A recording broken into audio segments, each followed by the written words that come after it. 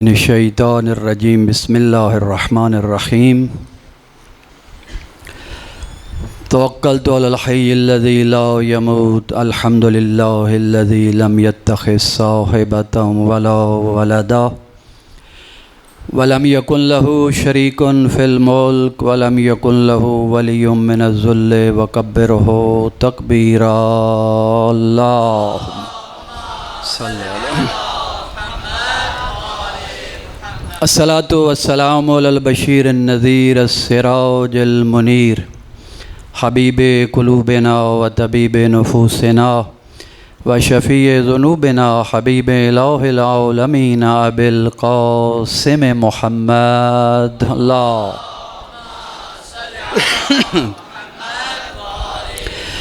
وعلى آلہ الطیبین الطاہرین المعصومین الذین ذهب اللہ عنہم الرجس وطہرہم تطہیرا اللہ صلی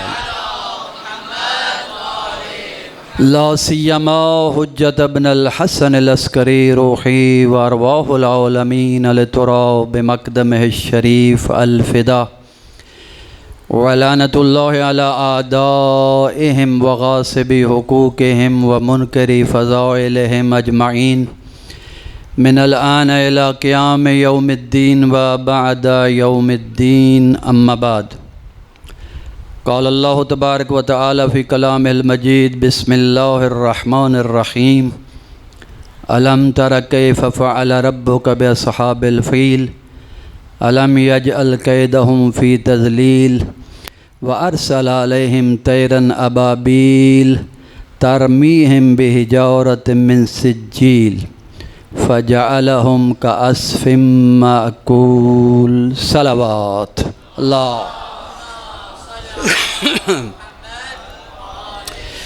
ماشاءاللہ کافی افراد تشریف فرما ہے بلند تر صلوات اللہ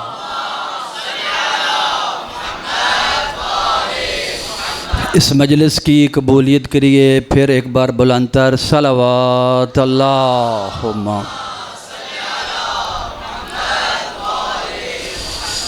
اپنے اپنے مریضوں بیماروں کی شفا یابی کے لیے ایک بار پھر بلند تر صلوات اللہ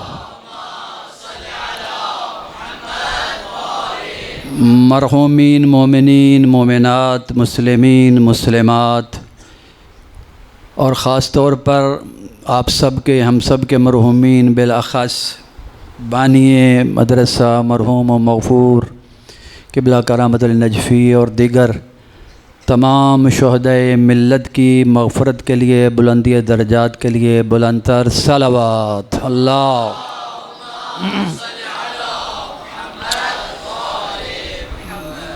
اور ایک بار پھر اس سے بھی بلند سے بلند تر اپنے 12ویں آقا کے ظہور کی تعجیل کے لیے جتنی بھی بلند آپ صلوات پڑھ سکتے ہیں بلند تر صلوات اللہ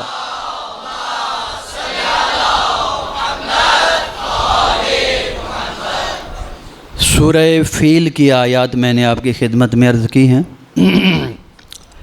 یہ سورہ فیل ہے اور 30ویں پارے کی سورہ ہے چھوٹی سورتوں میں سے شمار ہوتی ہے اور پہلے پارے کی سورہ پہلی سورہ جو ہے سورہ بقرہ ہے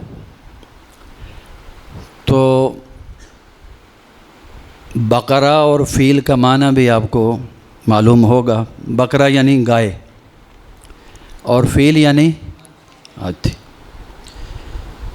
اب اسی ضمن میں ایک واقعہ مجھے یاد آ رہا ہے وہ سناتا چلوں اور پھر اپنی گفتگو کو آگے بڑھاؤں توجہ ہے نا ایک شخص نے کسی شخص کو مسلمان کر لیا اور کلمہ اسلام پڑھا کے شہادتاً پڑھائی اور پڑھانے کے بعد کہا بھی تو مسلمان ہو گیا لیکن سب سے پہلے مسلمان ہونے کی علامت یہ ہے کہ نماز پڑھنی چاہیے تو آؤ مسجد میں چلتے ہیں اور نماز پڑھتے ہیں آگے گئے مسجد میں پہنچے تو وہاں نماز باجماعت ہو رہی تھی اور یہ ذہن میں رکھنا بقرہ اور فیل سمجھ آ رہی بات کی؟ بکرا یعنی گائے، فیل یعنی ہاتھی. اور یہ بھی تناسب ذہن میں رکھنا کہ بکرا اور فیل یعنی گائے اور ہاتھی جسم کے اعتبار سے کیا فرق رکھتے ہیں، ہے نا فرق؟ تو یہ ذہن میں رہے گی بات تو تب اس واقعے کا لطف آئے گا. اب یہ 9 مسلم کو مسجد میں لے گیا اور مسجد میں جا کر کہ جماعت ہو رہی ہے اور جماعت میں شریک ہو جاؤ، نماز پڑھو. کیونکہ پہلا کام مسلمان کا، مسلمان ہونے کے بعد کیا ہے؟ نماز. اب اس 9 مسلم کی بدقسمتی کہ یہ جیسے ہی مسجد میں گیا، نماز ہو رہی تھی، باجماعت نماز، تو امام جماعت جو تھا اس نے الحمد کے بعد سورہ بقرہ کی تلاوت شروع کر دی. سننے توجہ ہے نا آپ کی؟ اور ماشاءاللہ سورہ بقرہ آپ جانتے ہیں کہ کتنے پاروں پر مشتمل ہے، تقریباً کتنے پاروں تک جاتی ہے یہ؟ 2.5 پارے، 3 تک تو جاتی ہے یہ میرے خیال میں. یہ تقریباً 3 تک جاتی ہے. ایسے ہی ہے نا؟ شاہ صاحب صحیح بتا رہے ہیں، ایسے ہی 3 پاروں تک چلو 2.5 3 کے درمیان لے لو. اب 3 پارے نماز شروع ہے اور مولانا صاحب جو ہیں امام جماعت اس نے سورہ بقرہ شروع کر لی. اور یہ بھی ذہن میں رکھنا کہ یہ نیا مسلمان ہوا ہے. الحمد کے بعد سورہ بقرہ ماشاءاللہ ختم ہونے کو نہیں آ رہی. اور یہ نیا مسلم جو ہے یہ بقرہ سن کر تھک گیا، تھک گیا بیچارہ. جیسے تیسے جو بھی ہوا نماز ختم ہوئی. اب نماز ختم جو ہوئی تو یہ جو 9 مسلم تھا اس نے تو کچھ نہ کہا، خاموش بیچارہ، نیا بندہ ہے، ایک نئے جماعت میں داخل ہوا ہے. اس نے نہ پیش نماز پہ اعتراض کیا، نہ جماعت پہ اعتراض کیا، نہ نماز پہ اعتراض کیا کہ یار اتنی لمبی نماز اور اسی میں اتنا ٹائم لگا دیا. لیکن یہ جس نے نیا مسلمان کیا تھا، یہ جو مسلمان ہے جس نے اس کو مسلمان کیا تھا، یہ پیش نماز کے پاس جا کر قبلہ اے کی کیتا ہے تو جو قبلہ یہ کیا کیا، کمال کر دیا آج آپ نے. کم از کم دیکھتے اتنی لمبی سورہ بقرہ وہ بھی شروع کر دیا آپ نے، تو کوئی چھوٹی سورت پڑھ لیتے. تو کیا ہوا؟ کان میں کہتا ہے یہ ابھی نیا مسلمان ہوا ہے، یہ بیچارہ پھنس گیا آگے کہ ان کی نماز اتنی لمبی ہوتی ہے. اب بقرہ اور فیل کو یاد رکھنا. تو پیش نماز کہنے لگا اچھا یار کوئی بات نہیں، آج مجھے نہیں معلوم تھا کہ پیچھے نیا مسلمان آیا ہے، اگر معلوم ہوتا تو شاید میں نہ پڑھتا. چلو اگلی نماز یا کل جو آنا نا بقرہ نہیں پڑھیں گے، ہم فیل والی صورت پڑھ دیں گے. تو جو ہے اس نے کہا کہ ہم صورت فیل پڑھیں گے. یہ جو نیا مسلمان تھا کیونکہ اس کو علم نہیں تھا، معرفت نہیں تھی بقرہ کون سی صورت ہے اور فیل کون سی صورت ہے، اس کے ذہن میں بقرہ یعنی گائے، فیل یعنی ہاتھی، وہ جسم کا خیال تھا. اس نے سوچا، اس نے کہا آج بقرہ اتنی لمبی ہے، کل فیل پتہ نہیں کتنی لمبی ہونی ہے. فیل پتہ نہیں، وہ ہاتھی کے اعتبار سے اس نے خیال کیا. اس نے کہا بھئی اگر یہی اسلام ہے نا تو بس رہنے دو، پھر میں مسلمان نہیں ہوتا. صلوات پڑھ دو محمد و آل محمد کے ذات.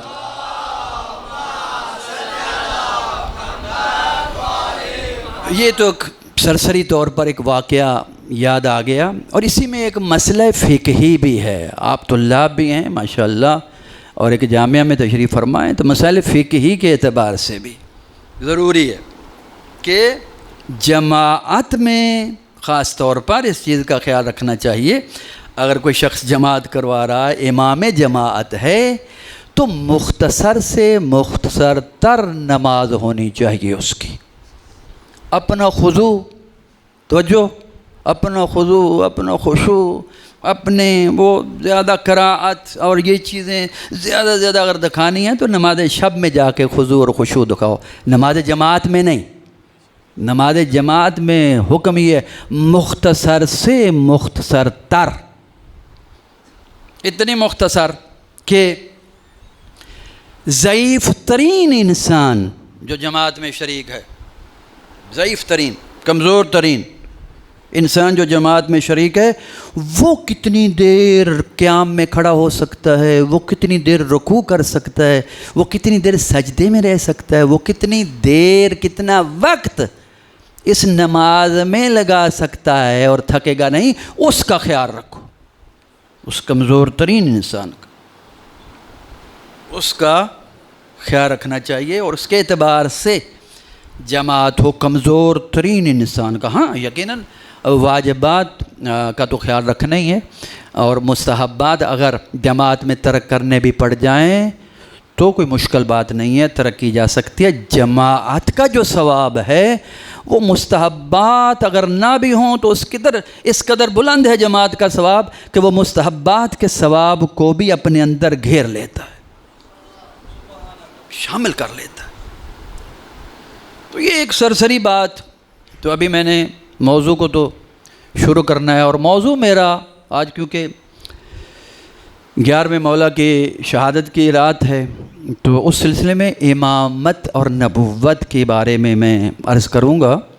وہ صرف ایک نقطہ، اور اسی ضمن میں میں نے یہ سورہ کی تلاوت کی ہے کہ امام اور نبی جو ہوتا ہے وہ معصوم ہوتا ہے، اس سے غلطی سرزد نہیں ہوتی، وہ غلطی کرتا ہی نہیں ہے، خدا کی طرف سے مؤید ہوتا ہے،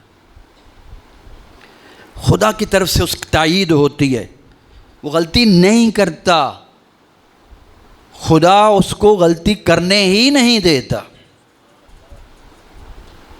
اور اس کی دلیل کے طور پر میں نے اس سورہ کو آپ کی خدمت میں تلاوت کیا ہے کہ امام اور نبی تو بہت بلند بات ہے، وہ تو ان کا مقام و مرتبہ تو بہت عظمت والا ہے۔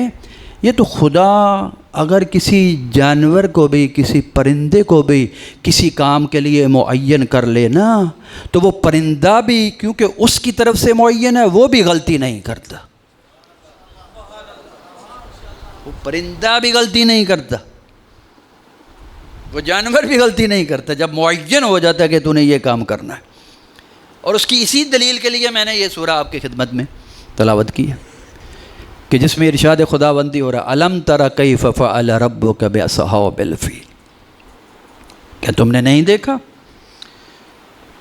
کہ تمہارے رب نے اصحاب فیل ہاتھی والوں کے ساتھ کیا کیا؟ توجہ ہے نا؟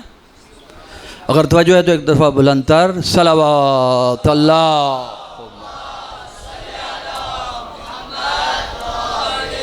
ایک نعرہ سناؤ تاکہ آپ بیدار ہو جائیں، مجمع بھی بیدار۔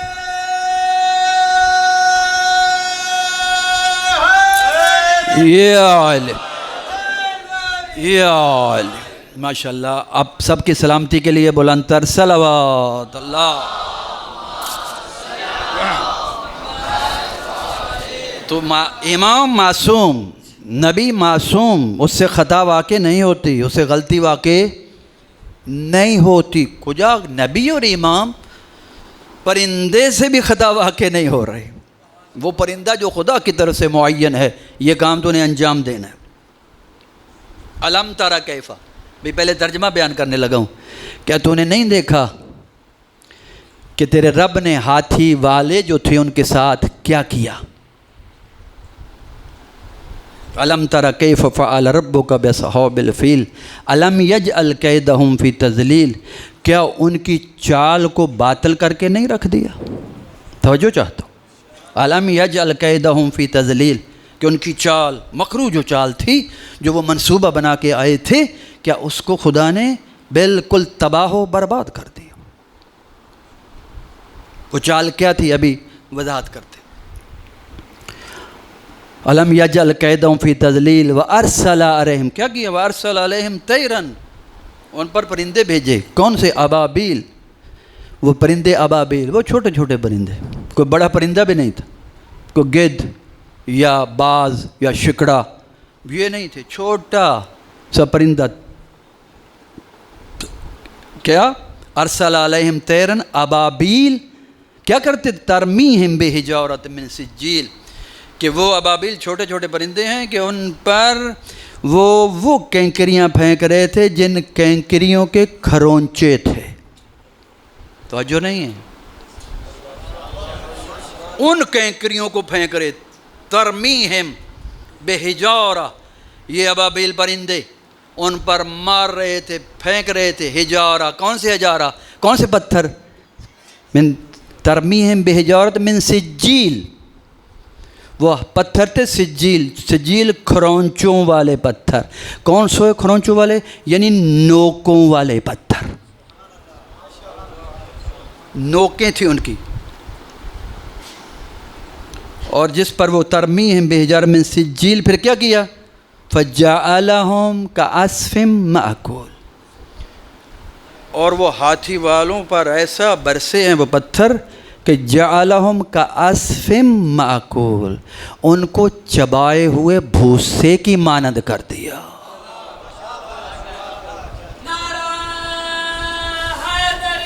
ये चबाया हुआ भूसा। अब भूसा तो पहले ही बेजान होता है ना, तो जो मेरी तरफ रहे, भूसा पहले ही बेजान है, और फिर वो क्या कहते हैं, जैसे करेला और नीम चढ़ा है, भूसा बेजान और फिर चबाया हुआ, और ऊपर भूसे में पहले ही जान नहीं होती, और फिर जब चबाया हुआ जानवर के मुंह में जब जाता है तो वो चबा कर जो बाहर भूसा फेंकता है, तो जो पहले ही बेजान है उसमें बाकी रहा क्या है? बाकी उसमें क्या है? तो क्या किया हाथी वालों के साथ? ऐसा बना दिया। वजह है नहीं, ऐसा अस्फिम माकूल, चबाए हुए भूसे की मानद। हुआ क्या? ये क्या मामला है? ये वाकया क्या है? तवज्जो चाहता हूँ। ये वाकया पैगंबर इस्लाम हज़रत मोहम्मद मुस्तफ़ा सल्लल्लाहु अलैहि वसल्लम, आपकी वलादत बासआदत से पहले का वाकया है, और हज़रत अब्दुल मुत्तलब का दौर है।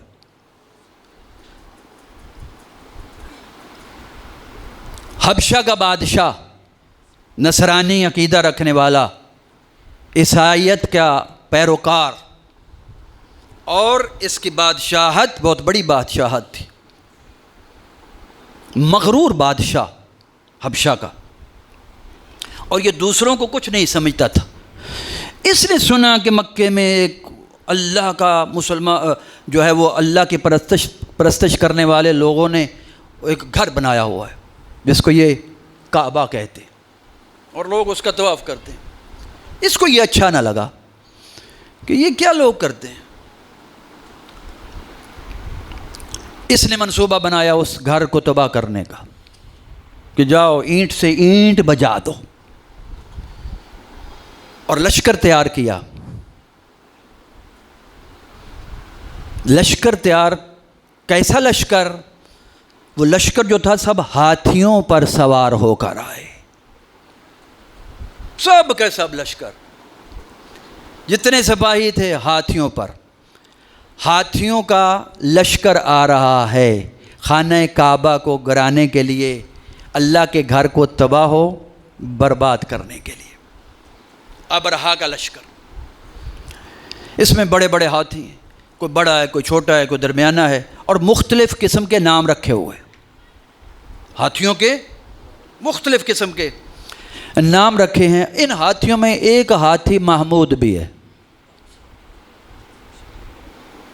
तवज्जो चाहूँगा, इन हाथियों में एक हाथी जिसका नाम महमूद, तवज्जो मेरी तरफ रहे। अगर अल्लाहुम्मा सल्ली अला,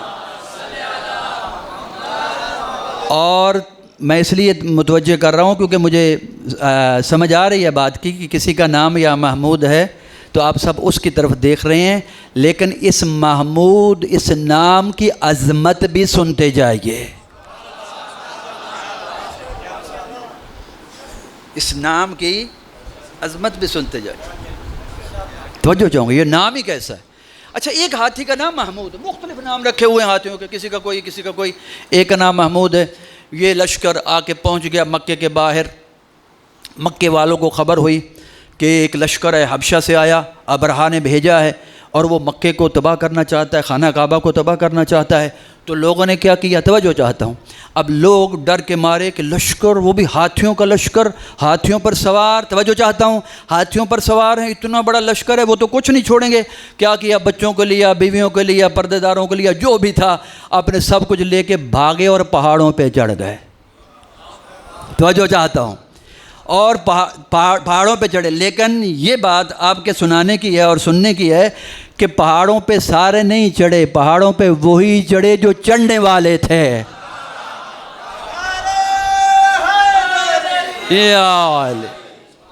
اب بھی وہی چڑھے جو بعد میں بھی چڑھتے رہے، اور بعد میں بھی وہی چڑھے جن کے پہلے بھی چڑھتے رہے۔ سب نہیں گئے، دوسرے سب چلے گئے۔ ابرہا کے لشکر کے خوف سے سب بھاگ گئے، پہاڑوں پر چڑھ گئے۔ اگر کوئی خاندان بچا رہا تو وہ بنی ہاشم کا خاندان تھا۔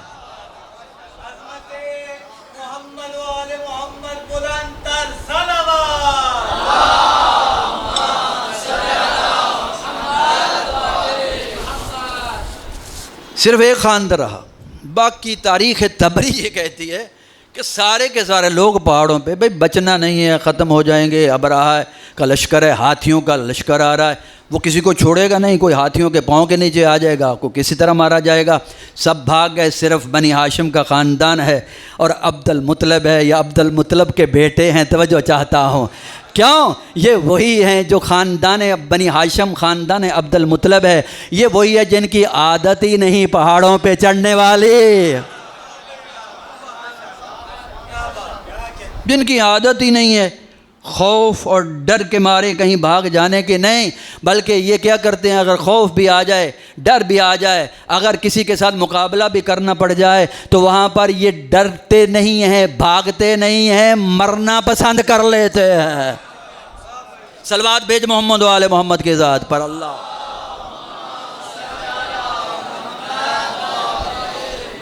ابرہا کے لشکر نے مکے کے باہر آ کے پڑاؤ ڈال لیا۔ اب ہاتھیوں کا لشکر ہے، ہاتھی ان پر انہوں نے فتح کرنا ہے مکہ کو، اور انہوں نے کیا کیا، سپاہی کچھ بھیجے، اور بھیج کر جو ہے جو بھی مال و متاع لوگوں کا ادھر ادھر بھیڑ بکریاں اور اونٹ گائے وغیرہ چر رہی تھی، ان کو کہا، ابرہا کے لشکر نے سپاہیوں سے کہا کہ جاؤ اس کو جو ہے نا سب اکٹھا کر کے لے آؤ، مکے والوں کا جو مال ملتا ہے اس کو پکڑو اور پکڑ کے لے آؤ۔ کسی کی بکریاں، کسی کی بھیڑیں، کسی کی گائے، کسی کے اونٹ، سب کے پکڑ کر لشکر میں لے آئے جہاں لشکر تھا۔ ان اونٹوں میں حضرت عبد المطلب کے بھی اونٹ تھے۔ توجہ چاہتا ہوں، یہاں پر جو اونٹ پکڑے گئے ان اونٹوں میں حضرت عبد المطلب کے بھی اونٹ تھے، اور یہ جانتے تھے لشکر والے کہ مکے میں اگر کوئی خاندان ہے جو اس خانہ کعبہ کی سرپرستی کر رہا ہے اور جس کے پاس اس کی کلید ہے، وہ خاندان عبد المطلب کا خاندان ہے، اور عبد المطلب ہی اس کی سرپرستی کرتے ہیں، اور اسی کی طرف سے ڈر ہے کہ اگر مقابلہ کریں گے اور ہو سکتا ہے دفاع کریں اور ہمارے ساتھ جنگ کریں، باقی کسی کا خطرہ نہیں تھا۔ انہوں نے کیا کیا، سب سے پہلا یہی کام کیا، جانور پکڑے، پکڑ کر لشکر میں لے آئے۔ عبد المطلب کے بھی کچھ اونٹ پکڑ کے لے آئے۔ جیسے حضرت عبد المطلب کو پتہ چلا کہ میرے اونٹ ابرہا کے لشکر نے پکڑ کر اپنے پاس لے گئے ہیں، حضرت عبد المطلب نے جیسے یہ سنا اور دیکھا، فوراً گھر گئے، گھر جا کر اپنے سر پہ امامہ رکھا، ہاتھ میں عصا لیا، پاؤں میں جوتا پہنا، اور پہن کر جا رہے ہیں ابرہا کے لشکر کی طرف، جہاں اس لشکر کا جو ہے سردار کسی خیمے میں بیٹھا ہے۔ اب عبد المطلب جانا چاہتے ہیں، اور بچوں نے، خاندان کے دوسرے افراد نے کہا کہ ہم بھی ساتھ چلتے ہیں، اپنے ساتھ لے چلو کیونکہ دشمن ہے، ہو سکتا ہے آپ کی جان کو خطرہ ہو۔ کہا نہیں، مجھے خطرہ نہیں ہے، کیوں؟ میں جانتا ہوں یہ میری جان کے دشمن نہیں ہیں، یہ کچھ اور ہی مقصد لے کے آئے ہیں، یہ اور مقصد لے کے آئے۔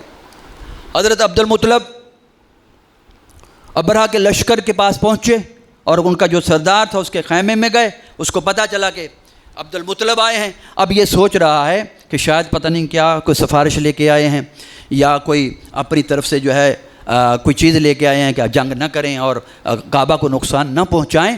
لیکن جیسے ہی بیٹھے، حضرت عبد المطلب کا بیٹھنا تھا اور سردار لشکر نے کہا آپ کیسے آئے؟ کہا میں ایک مقصد لے کے آیا ہوں اور وہ یہ کہ میرے آپ کے لشکر کے سپاہیوں نے جو ہے چند میرے اونٹ جو ہے وہ پکڑ لیے ہیں اور ادھر لے آئے ہیں، میں اپنے اونٹوں کو لینے کے لیے آیا ہوں۔ سردار لشکر نے یہ سنا تو عبد المطلب کی طرف دیکھ کر کہتا ہے میں نے تو سوچا ہے کہ شاید آپ اس لیے آئے ہوں گے کہ آپ یہ کہنا چاہتے ہیں کہ آپ واپس چلے جائیں اور خانہ کعبہ کو کچھ نہ کریں اور اس کو نقصان نہ پہنچائیں۔ میں آپ کی منت کرتا ہوں، ترلا کرتا ہوں، سماجت کرتا ہوں، اس لیے یہ جو ہے خانہ کعبہ کو نقصان نہ پہنچائیں۔ میں تو یہ سوچ رہا تھا شاید آپ یہ مشن لے کے آئے ہیں، آپ تو اپنے اونٹوں کے لیے آئے ہیں۔ عجیب بات ہے، توجہ چاہتا ہوں، عجیب بات ہے۔ حضرت عبد المطلب نے سردار لشکر کی طرف دیکھ کر جو جملہ کہا، عجیب جملہ تھا۔ کہا سردار لشکر میں ان اونٹوں کا مالک ہوں، توجہ چاہتا ہوں، میں ان اونٹوں کا مالک ہوں، میں اس لیے ان کو لینے کے لیے آیا ہوں۔ خانہ کعبہ کا کوئی مالک ہے اور وہ اس کی حفاظت کرنا جانتا ہے، اس کا بھی کوئی مالک ہے اور اس کی کوئی حفاظت کرنا وہ خود جانتا ہے، وہ خود حفاظت کرے گا اس کی، مجھے کیا ضرورت ہے۔ اونٹ لے کے چلے گئے۔ اب یہ تیار ہوا حملہ کرنے کے لیے خانہ کعبہ۔ جیسے ہی اونٹوں کو آگے بڑھا رہے ہیں حملہ کرنے کے لیے خانہ کعبہ کی طرف، سب سے بڑا اونٹ ہے جس کا نام ہے محمود، توجہ چاہتا ہوں، جس کا نام ہے محمود، اس کو آگے آگے رکھا ہوا ہے اور جیسے ہی اس کو آگے چلانا چاہتے ہیں یہ آگے جاتا نہیں ہے، جیسے اس کو آگے لے جانا چاہتے ہیں یہ آگے جاتا نہیں ہے۔ اور توجہ چاہتا ہوں، اب جیسے ہی لشکر آگے بڑھنے لگا، خدا کی طرف سے ایک لشکر آیا۔ وہ کون سا لشکر تھا؟ ابابیل کا۔ ابابیل چھوٹے چھوٹے پرندے آپ نے دیکھے ہوں گے۔ اب ابابیل نے اپنے جو ہتھیار تھامے ہوئے ہیں وہ کیا ہیں؟ ایک پتھر ہے چونچ میں لیا ہوا ہے جس کو منکار کہتے ہیں، چونچ میں، دوسرا پتھر ایک پنجے میں، تیسرا پتھر ایک پنجے میں۔ ہر پرندے نے تین تین پتھر اپنے پاس سنبھالے ہوئے اور وہ جیسے ہی اوپر آتے ہیں نشانہ باندھتے ہیں، جس پر نشانہ لگتا ہے سر سے لگتا ہے نیچے سے گزر جاتا ہے، اور جو اوپر ہاتھی کے بیٹھا ہے وہ بھی فنار ہو جاتا ہے، ہاتھی بھی ختم۔ کیسے؟ کعصف معقول، چبائے ہوئے بھوسے کی طرح، چبائے ہوئے بھوسے کی طرح۔ اب کیا ہوا؟ تاریخ کہتی ہے، متفقہ تاریخ ہے یہ، تاریخ کہتی ہے کہ سب ہاتھی مارے گئے، سب لشکر والے مارے گئے، ابرہہ کا لشکر پورا تباہ ہو گیا۔ ہاتھیوں میں سے اگر کوئی ہاتھی بچا جس کا نام محمود تھا، اس نام کی برکت سے خدا نے اس کو بچا لیا۔ اور پرندے، توجہ، پرندے جو ابابیل آئے تھے وہ بھی جو حملہ کر رہے تھے وہ بھی اتنے معصوم تھے، ان کو پتا تھا کن کو مارنا ہے کس کو نہیں مارنا۔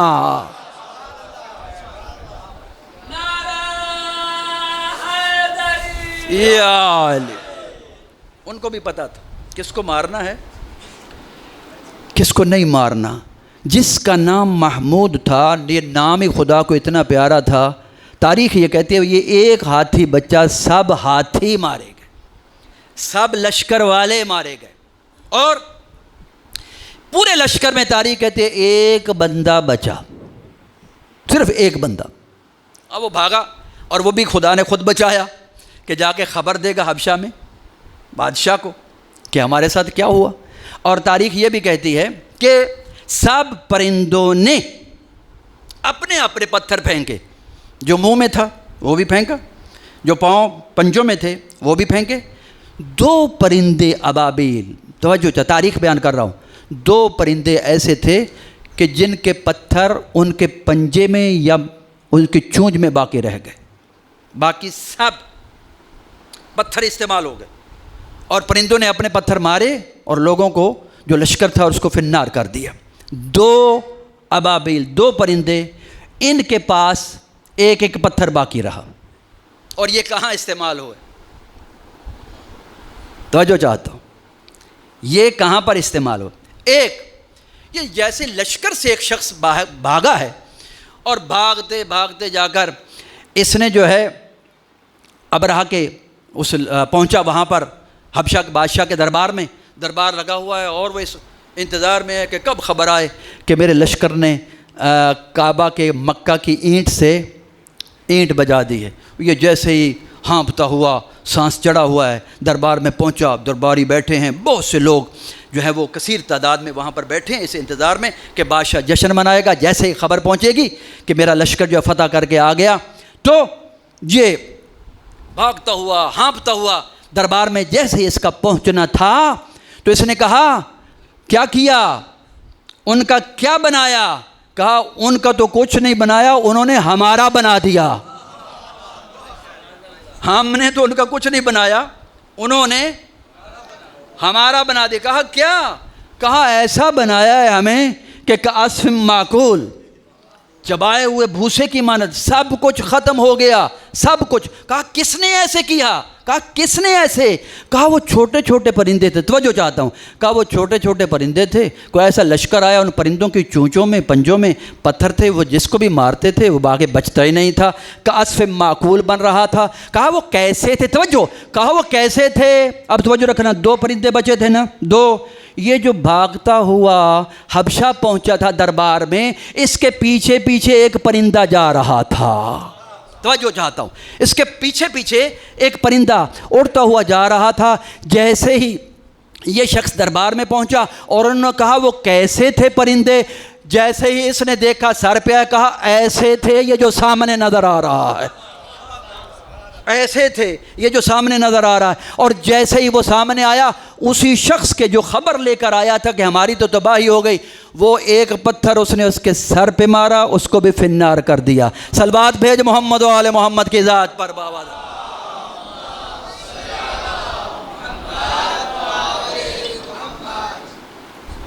توجہ چاہوں گا، ایک اور اگلی تاریخ سنتے جاؤ، تاریخ کیا کہتی ہے؟ ایک پرندہ اور تھا جس کے پاس ایک اور پتھر باقی تھا۔ یہ پرندے کے پاس جو پتھر باقی رہ گیا تھا، اس کے پاس جبرائیل نازل ہوئے، توجہ چاہتا ہوں، اس کے پاس جبرائیل نازل ہوئے اور نازل ہو کر کہا کہ اے ابابیل اس پتھر کو سنبھال کے رکھنا، اس پتھر کو سنبھال کے رکھنا، یہ تیرے کام آئے گا۔ یہ کہاں کام آئے گا؟ یہ اس وقت کام آئے گا، اب تم آئے تھے کعبہ کو بچانے کے لیے، اور کبھی مثل کعبہ کی صداقت کی گواہی دینے ہوگے۔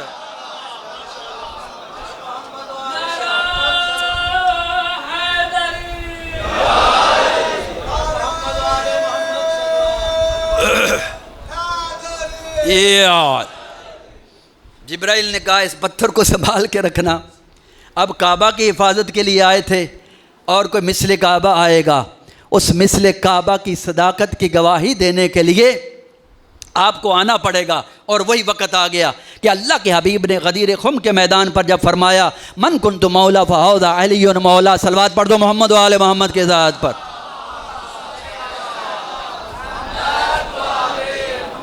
مولا کی ولایت کا اعلان جب کیا تو آقا کی ولایت کا جیسے ہی اعلان ہوا، تاریخ یہ کہتی ہے کہ نعمان بن حارث فہری کہ جب یہ خبر پہنچی تو وہ پیغمبر اسلام کے پاس آیا اور آ کر کہتا ہے یا رسول اللہ، آپ نے نماز کا کہا، ہم نے مانا، روزے کا کہا ہم نے مانا، حج کا کہا ہم نے مانا، زکوٰۃ کا کہا ہم نے مانا، تمام اعمال و عبادات کا آپ کہتے رہے ہم نے مانا، لیکن یہ جو آپ غدیر خم کے میدان پر اپنے بھائی علی ابن ابی طالب کی ولایت کا اعلان کر کے آئے ہیں، کیا یہ اللہ کی طرف سے ہے یا اپنی طرف سے اعلان کیا ہے؟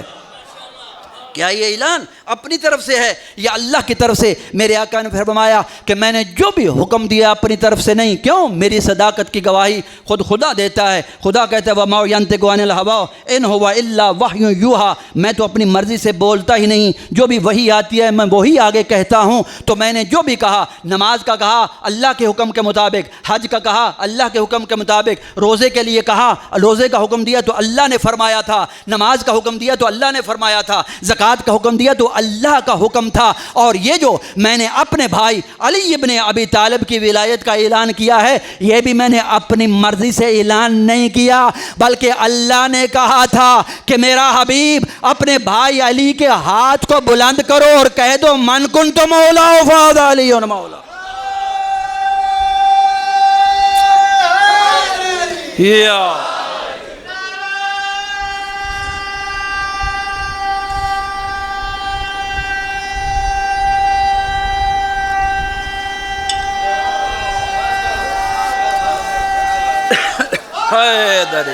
یا علی، جیسے ہی پیغمبر کا فرمانا تھا کہ یہ بھی میں نے ولایت علی کا اگر اعلان کیا ہے تو اپنی مرضی سے نہیں بلکہ اللہ کے حکم کے مطابق، یہ دشمن تھا ولایت علی کا، توجہ چاہتا ہوں، یہ دشمن تھا ولایت علی کا، فوراً کہنے لگا پروردگارا پروردگارا اگر یہ سچ ہے تو اوپر سے کوئی پتھر بھیج جو مجھے فنار کر دے۔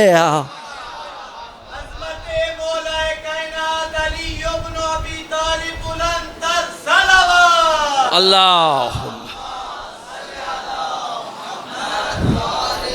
جیسے ہی اس کا یہ کہنا تھا اوپر منہ کر کے تو ادھر سے وہی ابابیل، توجہ ہے یا نہیں؟ وہی ابابیل جس کو جبرائیل نے کہا تھا کہ ابابیل اس پتھر کو سنبھال کے رکھنا، کچھ پتھر تو نے کعبہ کے دشمنوں کے لیے استعمال کیے ہیں اور ایک پتھر مثل کعبہ کے دشمن کے لیے استعمال کرنا۔ تاریخ کہتی ہے کہ وہی ابابیل، اوپر سے تاریخ یہ بتاتی ہے نا کہ پتھر آیا اور اس کے سر پہ لگا اور نیچے سے گیا اور فنار ہو گیا، ختم ہو گیا وہیں پر۔ یہ کون سا پتھر تھا؟ یہ بعین ہی وہی پتھر، وہی شکل و صورت والا، انداز بھی وہی مارنے کا، جیسے وہاں کا عصف من معقول کا بنایا تھا، یہاں بھی کا عصف من معقول بنا دیا، یعنی چبایا ہوا جو ہے وہ بھوسا بنا دیا۔ تو یہاں پر اللہ نے چھوٹے چھوٹے پرندوں کو بھیج کر اور ان کے پنجوں میں اور ان کے منکاروں میں یعنی چونچوں میں پتھر دے کر اور یہ بتانا چاہا ارے میں نے نبی بھی معصوم بنایا ہے، امام بھی معصوم بنایا ہے، وہ کبھی خطا نہیں کرتے، کبھی غلطی نہیں کرتے، اور اس کا ثبوت یہ ہے کہ میں جس کو بھیجتا ہوں اگر کوئی پرندہ بھی ہوتا ہے تو اس کو معلوم ہوتا ہے میں نے کس پر پتھر مارنا ہے۔ تاریخ یہی کہتی ہے کہ جس کو مارنا تھا اسی کو مارا، کوئی وہ شخص جو گناہگار نہیں تھا وہ نہیں مرا، مرے ہیں تو سارے گناہگار ہی ہلاک ہوئے ہیں۔ صلوات بھیج محمد و آل محمد کی ذات پر۔ اللہ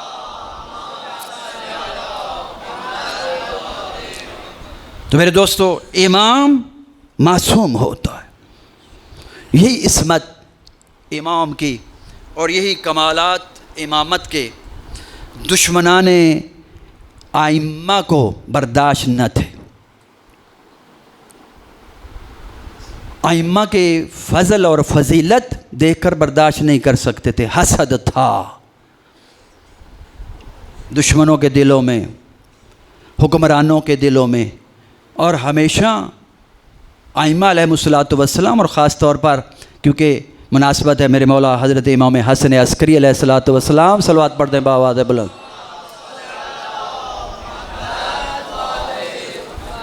ایک دو مولا کی فضیلتیں یا ان کو معجزے کہہ لو، ان کے کرامات کہہ لو، وہ بھی بیان کرتا چلوں تاکہ میرے آقا کی عظمت کا آپ کو جو ہے وہ علم ہو سکے کہ آقا کی کیا عظمت تھی۔ محمد بن عیاش ہے، ایک راوی مومن ہے، روایت کرتا ہے، کہتا ہے کہ ہم چند مومنین ایک جگہ پہ بیٹھے تھے اور مولا کے معجزات اور کرامات کو ذکر کر رہے تھے کہ میرے مولا نے یہ بھی معجزہ دکھایا ہے، فلاں بھی معجزہ دکھایا ہے، فلاں بھی کرامت دکھائی ہے، اور فلاں بھی کرامت جو ہے میرے مولا سے نظر آئی ہے۔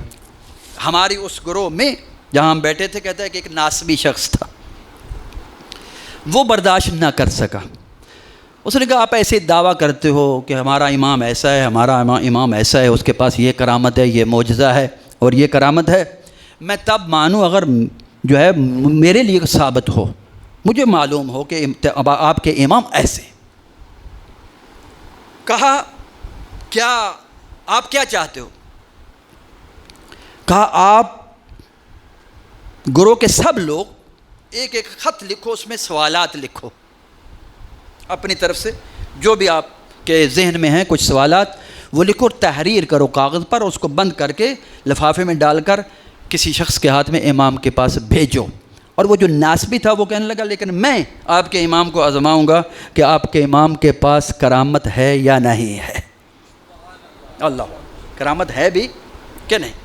کہتے کیا تو کرنا چاہتا ہے؟ کہتے آپ لکھو سیاہی کے ساتھ، تحریر کرو، لیکن میں جو لکھوں گا صاف کاغذ لوں گا اور صاف کاغذ لے کر صرف خالی قلم جس میں سیاہی نہ ہو اس کے ساتھ تحریر کروں گا اپنے سوالات کہ جو نظر نہ آئیں، اور اگر تو آپ کا امام برحق ہے وہ میرے ان دیکھے سوالوں کا اگر جواب دے گیا تو مان جاؤں گا کہ امام برحق ہے، آپ کا امام برحق۔ سمجھ آ رہی بات کی؟ باقی جو مومنین تھے انہوں نے تحریر کیے سوالات اور سیاہی کے ساتھ لکھے، سب نے اپنے اپنے سوالات لکھ کر اپنے پیکٹ بند کیے، اور یہ جو ناسبی تھا یہ آزمانا چاہتا تھا، اس نے بھی کاغذ لیا، کاغذ لے کر اور قلم کو ایسے ہی پھیرتا چلا گیا، یعنی لکھا ہے یہ لیکن نظر نہیں آ رہا۔ ایک سوال، دو سوال، جتنے بھی تھے سوال لکھے اور لکھ کر صاف کاغذ بند کر دیا اور بند کر کے ایک شخص کو دیے، گیا مولا کے پاس۔ اب یہ مومنین اور یہ ناسبی انتظار کر رہا ہے، ناسبی دیکھ رہا ہے کہ ان کا امام جو ہے وہ کیا کرامت رکھتا ہے، اس کے پاس یہ قوت و طاقت ہے، کیا وہ اس لائق ہے کہ وہ اس کو امام مانا جائے۔ اب امام علیہ السلام کے پاس جیسے ہی وہ خط پہنچے، امام علیہ السلام نے ایک ایک خط کو کھولا اور ان سوالوں کے جوابات لکھتے چلے گئے جو تحریر شدہ تھے۔ جیسے ہی اس ناسبی کا وہ کاغذ سامنے آیا، میرے مولا نے وہ کاغذ کو دیکھا تو لکھا ہوا تو کچھ نہیں تھا، لیکن علم امام سے مولا جان گئے کیا کیا سوالات یہاں پر موجود ہیں اور ناسبی نے کون کون سے سوالات کرنا چاہے ہیں۔ ہر سوال کا جواب میرے مولا نے تحریر کیا جو وہ چاہتا تھا، اور لکھا نہیں تھا لیکن ایسے ہی قلم اس نے چلائی تھی۔ امام نے سوالات کے جواب تحریر کرنے کے بعد پھر اپنی صداقت کے لیے، اور یہ کہ کہیں ایسا نہ ہو کہ اس کو شک ہو جائے کہ شاید پتہ نہیں یہ کسی نے بتا دیا ہے یا کیا ہوا، امام نے سوالات کے جواب لکھنے کے بعد اس ناسبی کا نام بھی لکھا، ناسبی کے نام کے ساتھ ساتھ اس کے باپ کا نام بھی لکھا، اس کی ماں کا نام بھی لکھ دیا۔ اللہ اکبر، باپ کا نام بھی لکھا اور ساتھ ماں کا نام بھی لکھ دیا۔ اور جیسے ہی یہ خط واپس پہنچتے ہیں، سب لوگوں نے اپنے اپنے خط کھول کر جوابات دیکھے، ناسبی نے بھی وہ صاف کاغذ جس پر کچھ لکھا ہوا نہیں تھا لیکن قلم چلایا تھا، وہ جو سوال کرنا چاہ رہا تھا امام نے ہر سوال کا جواب لکھا، اور لکھ کر نیچے جب نام بھی لکھا اور اس کے باپ کا نام بھی لکھا اور اس کی ماں کا نام بھی لکھا تو حیران ہو کر کہتے ہیں اللہ اعلم حیث یجعل رسالتہ، ارے یہ خدا ہی جانتا ہے کس کے سر پر تاج امامت کو رکھا جائے گا۔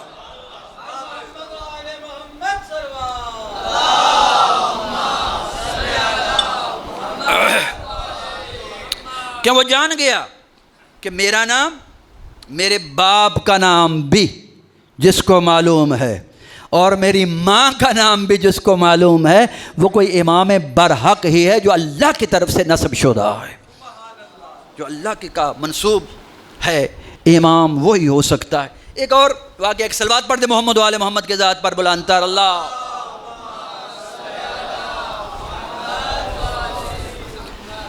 حضرت امام حسن عسکری علیہ الصلوۃ والسلام کے بارے میں مولا کی ذات عظمت، باعظمت ذات میرے مولا کی، معتمد عباسی کا دور ہے، میرے مولا کا جو دور تھا، زمانہ تھا، معتمد عباسی ہے، عباسی خاندان کا جو بادشاہ ہے، ہمیشہ اس کا منصوبہ یہی ہوتا تھا کہ امام کو کسی نہ کسی طرح مرعوب کیا جائے اور رعب ڈالا جائے۔ ایک دن اس نے کیا کیا، قید خانے سے امام کو نکال کر ایک بہت بڑا ٹیلہ بنایا ہوا تھا اس نے، اور اپنا پورا لشکر سپاہی جمع کیے ہوئے تھے چاروں طرف، اور خود جا رہا ہے اور امام کو بھی اپنے ساتھ لے جا رہا ہے۔ ٹیلے پہ کھڑے ہو گئے اور کھڑے ہو کر امام کو اشارہ کر کے کہتا ہے یہ ہے میرا لشکر، یہ ہے میرا لشکر۔ مقصد یہ تھا کہ امام پر رعب ڈالنا، امام کو مرعوب کرنا کہ میرے لشکر کو دیکھ کر اپنے جو منصوبے ہیں آپ کے، اگر کوئی میری حکومت کے خلاف کوئی بات کرنا چاہتے ہو تو آپ کے پاس ہی رہنی چاہیے، ورنہ جو ہے نقصان اٹھاؤ گے۔ مقصد اپنی طاقت، اپنی قوت دکھانا تھا، یہ ہے میرا لشکر۔ جیسے وقت کے امام نے معتمد عباسی کے زبان سے یہ سنا یہ ہے میرا لشکر، میرے امام نے ایسے ہی اشارہ کرنا تھا، اشارہ جو کیا تو میرے مولا نے کہا اچھا یہ ہے تیرا لشکر۔ مولا نے فرمایا معتمد اب دیکھ یہ ہے میرا لشکر، اللہ اکبر، یہ دیکھ یہ ہے، ہاتھ کا اشارہ کیا، کہا یہ دیکھ یہ ہے میرا لشکر۔ تاریخ کہتی ہے کہ معتمد عباسی نے کیا دیکھا کہ دائیں بائیں آگے پیچھے اوپر نیچے ہر طرف اللہ کے فرشتے موجود ہیں جن کے ہاتھوں میں گرز ہیں، کسی کے ہاتھ میں تازیانے ہیں، کسی کے ہاتھ میں کوڑے ہیں، اور وہ بڑھتے آ رہے ہیں معتمد عباسی کی طرف۔ جیسے ہی معتمد عباسی نے دیکھا لرزہ طاری ہوا، غش کھا کر زمین پر گر گیا۔ میرے مولا نے پھر اٹھایا اور اٹھا کر کہا اب دیکھنا چاہتا ہے یا مجھے دکھانا چاہتا ہے؟ اللہ،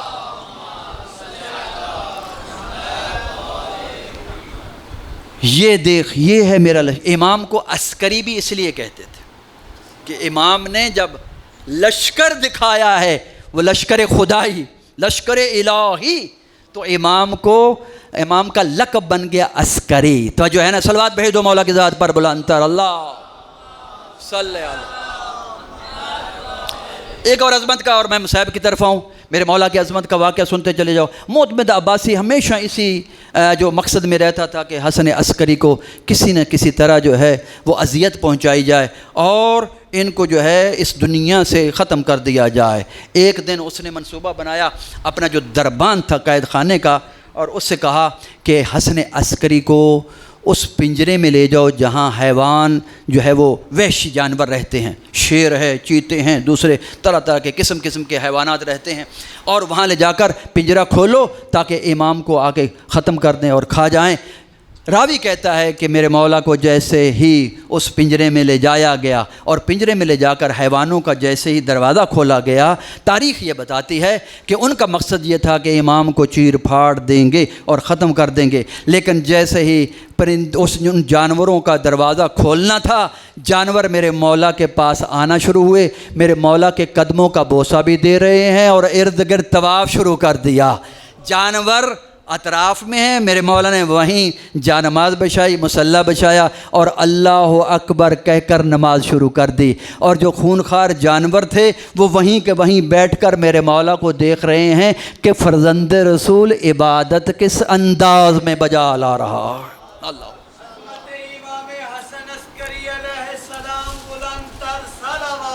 اللہم صلی علی محمد و۔ تو میرے دوستو، ہر امام کی عظمت اپنے اپنے مقام پر، میرے مولا امام حسن عسکری علیہ الصلوۃ والسلام کے جن کی ولادت باسعادت ربیع الثانی کی 8 تاریخ کو ہوئی ہے اور 232 ہجری کو ولادت ہوئی، اور 60 ہجری ربیع الاول کی 8 کو میرے مولا کی شہادت ہے۔ یہ جو آج کی رات ہے، کل 27 سال 11 ماہ میرے مولا نے اپنی زندگی کے گزارے، کل 27 سال اور 11 ماہ۔ اپنے بابا کی وفات کے بعد میرے مولا امام علی نقی کی شہادت کے بعد میرے مولا مسند امامت پہ بیٹھے ہیں، اور معتمد عباسی نے اسی وقت سے میرے مولا کو مختلف بہانوں سے تنگ کرنا شروع کیا ہے، اور سامرا کے زندان میں میرے مولا کو قید کر دیا۔ بس بیعزادارو، میرے مولا کی شہادت کا وقت جب قریب آیا، فرزند رسول کو زہر کھانے میں ملا کر معتمد عباسی نے دیے، اور یہی کام تھا۔ پیغمبر اسلام نے فرمایا تھا نا کہ مجھے جتنی اذیت مجھے دی گئی ہے کسی نبی کو اتنی اذیت نہیں دی گئی، اور یقیناً وجہ یہی ہے کہ پیغمبر اسلام کی عمر بھی کم ہے اور تبلیغ کا زمانہ بھی کم ہے، لیکن اس کے باوجود کہتے ہیں مجھے انبیاء سے بھی زیادہ اذیت دی گئی ہے۔ وجہ یہی ہے، پیغمبر کی اپنی ذات کو تو شاید اتنی اذیت نہیں دی گئی، لیکن پیغمبر کے بعد پیغمبر کی بیٹی کہ جس کے گھر کو جلا دیا گیا، دروازے کو آگ جلائی گئی، محسن شہید کیا گیا، پسلیاں توڑ دی گئی، وہ بھی جس کی پسلیاں توڑ دی، جو رو کر کہتی تھی سبت علیہ مصائب لو انہا سبت علیہ میں سرنا علیہ، بابا تیرے جانے کے بعد اتنی مصیبتیں آئی ہیں مجھ پر، یہ مصیبتیں زہرا پر نہیں ہیں، یہ پیغمبر اسلام پر مصیبتیں، یہ اللہ کے حبیب پر مصیبت ہے۔ بیٹی زخمی، بیٹی کا محسن شہید، بیٹی کی پسلیاں ٹوٹی ہیں، یہ زہرا کی پسلیاں نہیں ٹوٹی، یہ پیغمبر کی پسلیاں ٹوٹی، یہ پیغمبر کی پسلیاں ٹوٹی۔ یہ زہرا کو دروازے اور دیوار میں نہیں جو ہے وہ دبایا گیا، بلکہ رسول خدا کو دبا دیا گیا۔ رسول خدا بھی ابھی تو رسول خدا کی قبر کی مٹی جو ہے وہ گیلی تھی، ابھی تو وہ بھی نہیں سوکھی تھی کہ مسلمانوں نے آ کر وہ ظلم کیے ہیں رسول کی بیٹی پر، وہ ظلم کیا رسول کی بیٹی پر۔ اور رسول کی بیٹی رو کر کہتے بابا بابا بابا میں نے ہر مصیبت پر صبر کیا، میرا باغ غصب، میرا حق غصب کیا، میں نے صبر کیا، میری پسلیاں توڑی گئیں، میں نے صبر کیا، میرا محسن شہید ہوا، بابا میں نے صبر کیا، میں نے صبر کیا، لیکن ہائے بابا اب صبر کی بات ختم ہو گئی، اب صبر ختم ہو گیا۔ یہی مصیبتیں تھیں پیغمبر اسلام۔ کیا مسلمانوں سے سوال ہے، کیا پیغمبر کی بیٹی پر ظلم ہو رہا ہے، پیغمبر کے نواسوں پر ظلم ہو رہا ہے، پیغمبر کے بیٹوں پر ظلم ہو رہا ہے؟ کیا پیغمبر قبر میں آرام سے ہوں گے؟ کیا پیغمبر جنت میں سکون سے ہوں گے؟ ارے جس کی بیٹی کی پسلیاں ٹوٹ گئیں کیا وہ جنت میں سکون سے ہوگا؟ ارے جس کے ایک شہزادے کے نواسے کو زہر دے کر شہید کر دیا گیا کیا وہ سکون سے ہوگا؟ ارے جس کے ایک نواسے کو پسے گردن سے ذبح کر دیا گیا، ارے جس کے سر کو نیزے پہ سوار کر دیا گیا، جس کے نواسے کی لاش پر گھوڑے دوڑا دیے گئے، کیا وہ نبی سکون سے ہوگا قبر میں؟ کیا وہ قبر میں سکون سے ہوگا؟ یا کبھی کسی ایک فرزند کو زہر کے ساتھ شہید، ایک کو تلوار کے ساتھ شہید، پھر کسی نہ کسی ہر ایک کو زہر کے ساتھ شہید کیا جا رہا ہے۔ عزادارو میں ایک جملہ اور کہتا چلوں، آج ہم آخری مجلس ایام عزا کی برپا کر رہے ہیں، جانتے نا آپ، اس کے بعد ہم نے یہ سیاہ کپڑے باندھ دینے ہیں، ہم نے جمع کر دینے ہیں، ہم نے یہ سیاہ کپڑے اکٹھے کر دینے ہیں کہ ایام عزا ختم ہو گئے، خوشی کے دن ختم ہو گئے، لیکن آج ذرا مدینہ میں سید سجاد سے پوچھ، سید سجاد سے پوچھ، اصغر کی ماں سے پوچھ جو نہ ٹھنڈا پانی پیتی ہے نہ سائے پہ بیٹھتی ہے، اس سے پوچھ۔ ایام عزا ختم ہو جائیں گے، لیکن لیکن کربلا کے واقعے کے بعد میرا مظلوم بیمار کربلا امام 35 سال تک جب بھی پانی پیتا ہے روتا ہے، جب بھی کھانا سامنے آتا ہے روتا ہے، جب بھی بازار میں کسی جانور کو ذبح کرتے ہوئے دیکھ لیتا ہے تو تب روتا ہے۔ 5 سال تک، تاریخ کہتی ہے 5 سال تک کربلا کے واقعے کے بعد بنی ہاشم کے کسی گھر میں دھواں اٹھتا نہیں دیکھا گیا۔ 5 سال تک کسی بنی ہاشم کے گھر میں دھواں نہیں اٹھا۔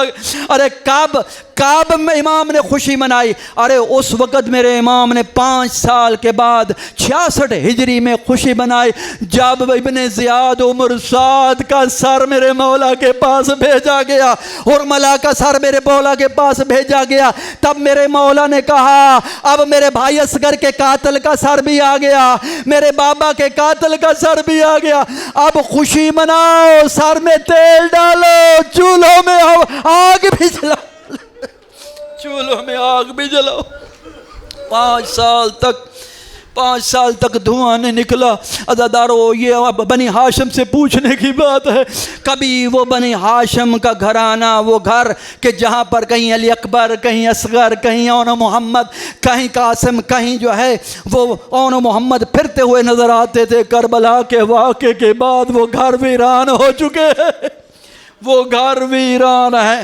ایسے ویران ہوا مدینہ کہ ام کلثوم جب کربلا سے شام سے مدینہ واپس آئی ہیں، سب سے پہلے مدینہ کی دیواروں کو ام کلثوم کی نظر پڑی، دیوار مدینہ کو دیکھ کر کہتی ہیں مدینہ تو جدنا لا تقبلینا، او ہمارے نانا کے مدینہ ہمیں قبول نہ کرنا، ہمیں قبول نہ کرنا، ہم گئے تھے، ہمارے بھائی ساتھ تھے، اب نہیں ہیں، ہم گئے تھے، ہمارے بیٹے ہمارے ساتھ تھے، اب کوئی نہیں، اب کوئی نہیں۔ بس پیازادارو، میرے مولا حسن عسکری کو زہر دیا گیا، زہر دینا تھا، راوی کہتا ہے 3 دن میرے مولا اسی عالم میں رہے، جب تیسری رات آئی میرے مولا نے، راوی کہتا ہے مولا کا غلام ہے جو عقید جس کا نام ہے، کہتا ہے میرے مولا نے مجھ سے پانی طلب کیا کہ وضو کرنا ہے، کہتا ہے میرے مولا نے بڑے مشکل سے اٹھ کر وضو کیا،